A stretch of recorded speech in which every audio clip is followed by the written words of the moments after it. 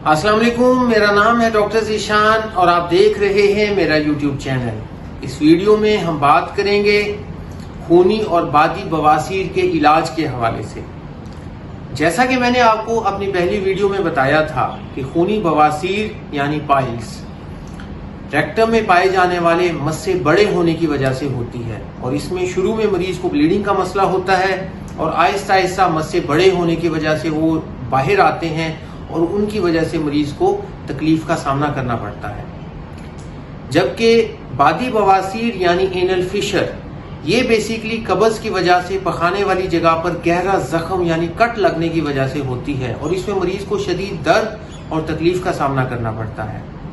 बहरहाल मरीज को आम बवासीर हो या फिशर या बादी बवासीर, दोनों बीमारियां काबिल इलाज बीमारियां हैं और इनमें मरीज को किसी किस्म का डर खौफ करने और घबराने की जरूरत नहीं। लेकिन सबसे अहम बात यह है कि कुछ ऐसी बीमारियां भी पाई जाती हैं जो कि बवासीर से मिलती जुलती हैं और मरीज के लिए खतरनाक हो सकती हैं। इसीलिए अगर मरीज को पखाने वाली जगह पर कोई भी मसला हो, उसको फौरी तौर पर किसी सर्जन से अपना मुआयना करवाना चाहिए और चेक करवाना चाहिए कि उसको कोई और खतरनाक बीमारी तो नहीं।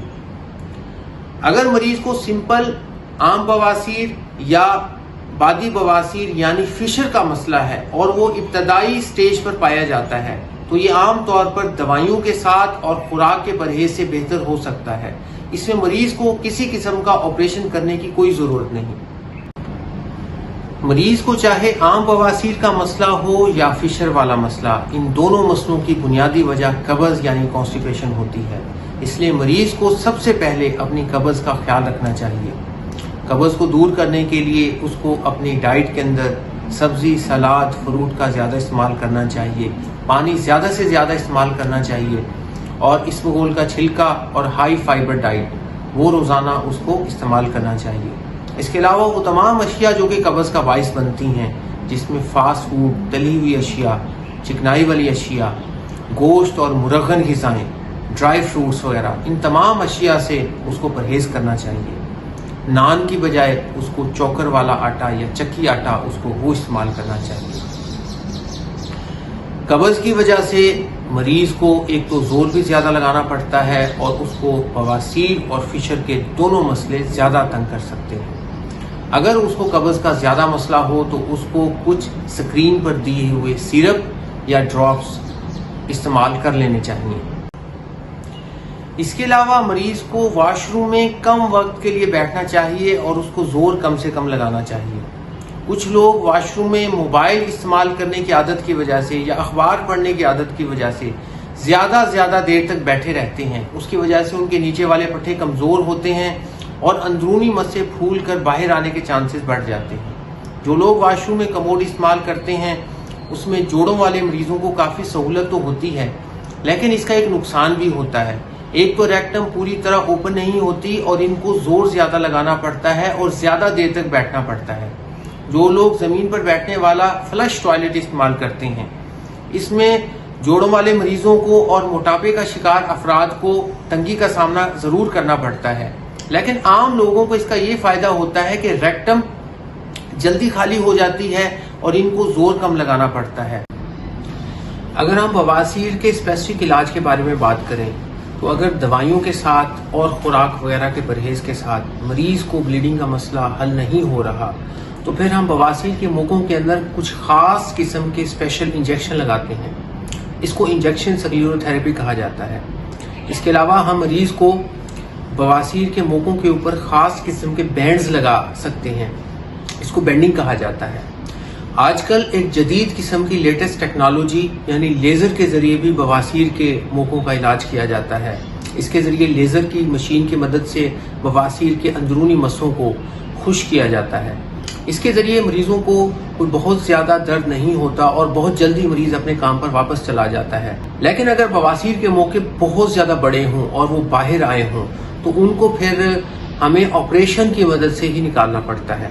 अगर हम बादी बवासीर या एनल फिशर के हवाले से बात करें तो चूंकि ये मसला पखाने वाली जगह पर एक बहुत बड़ा जख्म या कट लगने की वजह से होता है और इसमें मरीज को दर्द की शिद्दत बहुत ज्यादा होती है, तो इसमें हम मरीज को ये एडवाइस करते हैं कि उसको 6 बाथ लेने चाहिए। सिट्स बाथ लेने का तरीकाकार ये होता है कि नीम गर्म पानी के अंदर थोड़ी सी पायोडीन, टिटोल या हल्का सा नमक डालकर उसको बैठना चाहिए 15 से 20 मिनट के लिए। पानी के अंदर बैठने की वजह से एक तो जख्म पे सूदिंग इफेक्ट आता है, दर्द का मसला कम होता है और जख्म जल्दी भरना स्टार्ट हो जाता है। पानी के अंदर बैठने के बाद स्क्रीन पर दी हुई 2 क्रीमें उसको पखाने वाली जगह पर लगानी चाहिए। अगर मरीज का मसला पुराना हो या दवाइयों के साथ और सिट्स बाथ लेने से और दवाई लगाने से उसका मसला हल ना हो रहा हो तो फिर उस सूरत में हमें ऑपरेशन ही करना पड़ता है। अगर मरीज आम बवासीर या बादी बवासीर यानी फिशर का ऑपरेशन करवा लेता है तो क्या ऑपरेशन के बाद उसको दोबारा मसला हो सकता है? क्योंकि मैंने आपको पहले बताया था कि बवासीर चाहे आम हो, खूनी बवासीर हो या बादी बवासीर या फिशर का मसला, इनकी बुनियादी वजह और जड़ कब्ज होती है। इसलिए हम मरीज को ये एडवाइस करते हैं कि ऑपरेशन के बाद इसको अपनी खुराक का खास ध्यान रखना चाहिए और कब्ज बिल्कुल नहीं होनी चाहिए। क्योंकि अगर मरीज खुराक का ध्यान नहीं रखता और उसको बार बार कब्ज के अटैक होते हैं और सख्त पखाना आता है, उसको बहुत ज्यादा जोर लगाना पड़ता है, तो उसकी वजह से उसको फ्यूचर के अंदर प्रॉब्लम हो सकते हैं। कहीं और जगह भी उसको मौके बन सकते हैं, कहीं और जगह उसको जख्म आ सकते हैं। तो इसलिए मरीज को ऑपरेशन के बाद अपने आप को बिल्कुल हतमी नहीं समझ लेना चाहिए कि जी अब मैंने ऑपरेशन करवा लिया तो मैं 100% ठीक हो गया हूं। उसको ऑपरेशन के बाद भी अपनी खुराक का खास ध्यान रखना चाहिए और अपनी कब्ज का खास ख्याल रखना चाहिए। बाकी अगर आपको ऑपरेशन के हवाले से, बवासीर के हवाले से या फिशर के हवाले से अगर किसी किस्म का कोई सवाल पूछना हो तो आप स्क्रीन पर दिए मेरे व्हाट्सएप नंबर पर राब्ता कर सकते हैं।